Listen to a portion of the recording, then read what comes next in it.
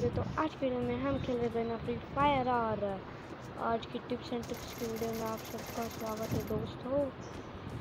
तो हमारी पहली वाली तो पता है सुपर हिट गई, 84 सही गया। तो वैसे ही सेम है, ये है, इसके ऊपर चढ़ सकते हैं। वो टिक बताता हूँ। उसके लिए स्टार्टिंग से ही ना वहाँ से लेके आ जाओ, जहाँ से गन लेते हो ना, फिर इनहेलर लेते हो देखो, फिर उधर से ये डिप्लॉय ग्रेनेड ले लेने का। तो ग्लू वॉल भी चाहिए उसके लिए, पहले ग्लू वॉल लगा लो और फिर ऐसे और ऐसे ये लगा लो और फिर ऐसे चढ़ जाओ।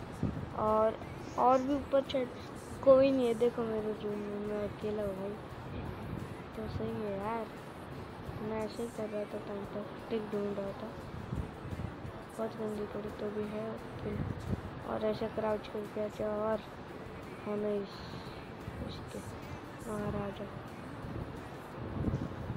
यार। इसके ऊपर चल सकते हैं, बहुत सही होता। खैर छोड़ो, ये भी अच्छा है। माइनक्राफ्ट शॉर्ट्स था, मतलब माइनक्राफ्ट फ्री फायर शॉर्ट्स।